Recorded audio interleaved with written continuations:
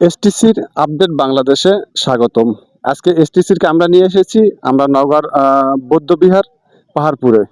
তো বৌদ্ধবিহার পাহাড়পুর জয়পুরহাট জেলার অধীন নিকটবর্তী হলেও নওগাঁ জেলার অধীনে রয়েছে পাহাড়পুরটি। তো আজকে আমরা জয়পুরহাটবাসীর কিছু কথা শুনবো, জয়পুরহাটবাসীর কাছ থেকে এর এই পাহাড়পুরে আগত যারা আছে তাদের সাথে দুটা কথা বলার চেষ্টা করব। জয়পুরহাট জেলা। আমার বাসা হচ্ছে যশোর জেলা। সরি, ধন্যবাদ। আজকে আমরা জয়পুরহাট জেলার একজন ব্যক্তিকে খুঁজতেছিলাম। আপনার বাসাটা নওগাঁ জেলা না জয়পুরহাট জেলা? জয়পুরহাট জেলায়, কিন্তু আমার মূল বাড়ি হচ্ছে বগুড়াতে। আমি এখানে জব করি। আচ্ছা আচ্ছা, আপনার বাসাটা নওগাঁ জেলা না জয়পুরহাট জেলা? আমার জয়পুরহাট জেলা। ধন্যবাদ। এতক্ষণ পর আমরা জয়পুরহাট জেলার একজন জয়পুরহাট সদর না, পাঁচবিবিতে। পাঁচবিবিতে জয়পুরহাট সম্পর্কে আমরা কয়েকটা প্রশ্ন করতেছি, দুইটা প্রশ্ন করতেছি। হ্যাঁ, তো আপনার জয়পুরহাট জেলা কত সালে আপনার হচ্ছে স্থাপিত বা স্বীকৃতি পায়? জানা নেই। আচ্ছা, জয়পুরহাট জেলার আর কি আপনার কয়টা থানা এবং কি কি?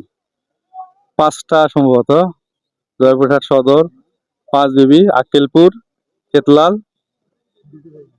আর কালাই। জি, জয়পুরহাট কত সালে স্বীকৃত পায় জেলা হিসাবে? এটা আসলে জানা নাই। 1983 মেবি। আপনি মোটামুটি কাছাকাছি ছিলেন আর কি, অল্পের জন্য হয় নাই। জয়পুরহাট সদর না, জয়পুরহাট সদর এটা আক্কেলপুর থানার মধ্যে। আকেলপুর থানা। ছোট্ট একটা প্রশ্ন, জয়পুরহাট কত সালে স্বীকৃত পায় জেলা হিসাবে? এটা শুধু জানা নেই ভাই। আমাদের ছোট্ট একটা প্রশ্ন ছিল, এবং জয়পুরহাটটা কত সালে স্বীকৃত পাই। চলুন আমরা যে বলতে পারে আমরা তাকে একটু খুঁজে বেড়াই। জয়পুরহাট সদর না জয়পুরহাট সদর। সদর? ছোট্ট একটা প্রশ্ন ছিল জয়পুরহাট সম্পর্কে। জয়পুরহাট কত সালে জেলা হিসাবে স্বীকৃতি পাই? আমার বাসা জয়পুরহাট জেলায় না, আমার বাসা মানিকগঞ্জ। আমি জব করি জয়পুরহাট। ধন্যবাদ, ঠিক আছে। আপনার বাসা নওগাঁ জেলা না জয়পুরহাট জেলা? জয়পুরহাট জেলা। জয়পুরহাট সদর? জয়পুরহাট সদর। যেহেতু ওইদিকে তাকাবেন আর কি। ছোট্ট একটা প্রশ্ন, সেটা হচ্ছে আপনার জয়পুরহাট কত সালে জেলা হিসাবে স্বীকৃতি পায়?